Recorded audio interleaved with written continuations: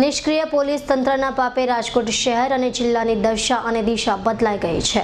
પોલીસની ઢીલી નીતિને લીધે લૂંટારુઓ અને તસ્કરો બેફામ બની ગયા છે।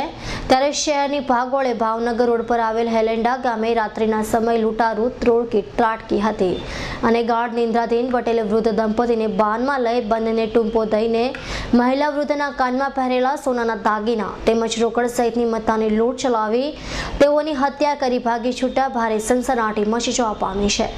જોકે તેમના પતિ વૃદ્ધને પણ માર મારતા તેઓ પણ અર્ધ બેભાન હાલતમાં ઢળી પડ્યા હતા અને ભાનમાં આવતા જ તાકીદે પાડોશીઓને જાણ કરી હતી અને ઘટનાને પગલે તાલુકા પોલીસ સ્ટેશનનો સ્ટાફ ઘટના સ્થળે દોડી ગયો હતો અને લૂંટ વિથ મર્ડરની ઘટનાની તપાસ હાથ ધરી હતી। રાજકોટના ભાગોળે ભાવનગર હાઈવે પર આવેલ હાલેન્ડા ગામમાં રહેતા પટેલ વૃદ્ધ દંપતી રંભાબેન ગેડિયા અને રાણાભાઈ ગેડિયા રાત્રિના સમયે પોતાના ઘરમાં સૂતા હતા।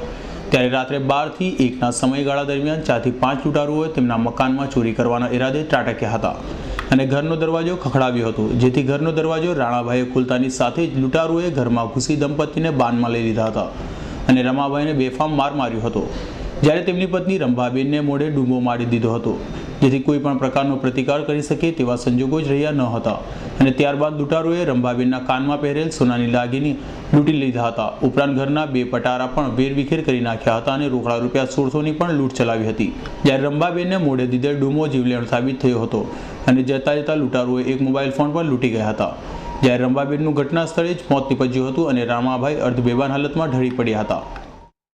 12:30 ચોરી કરવા 4 જણા આવ્યા હતા અંદર, પછી મોઢામાં ડૂસો મારી બાકોડિયા કર્યા, દબાવી દીધા, પછી બધું એની રીતે બધું વેચીને લઈ ગયા।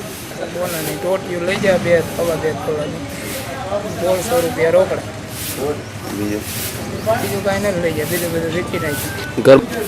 પછી અમને રાતે 3 વાગે ફોન આવ્યો રાજકોટ, અહીંથી ગયા સાહેબ ને એ બધા અહીંયા વહી ગયા લખાઈ। લૂંટારુઓ લૂંટ કરી તેમજ રંભાબેનનું મોત નિપજાવી ફરાર થઈ ગયા બાદ ભાનમાં આવેલા તેમના પતિ રાણાભાઈએ ઘટના અંગે પાડોશીઓને જાણ કરતા ગામના 100 કોઈ એકઠા થઈ ગયા હતા અને ઘટના અંગે પોલીસને જાણ કરાતા તાલુકા પોલીસ સ્થળ પર દોડી ગઈ હતી અને લૂંટવીટ મર્ડરનો ગુનો નોંધી તપાસ હાથ ધરી હતી। દેવાંગ ભોજાણીનો રિપોર્ટ, S9 ન્યૂઝ, રાજકોટ।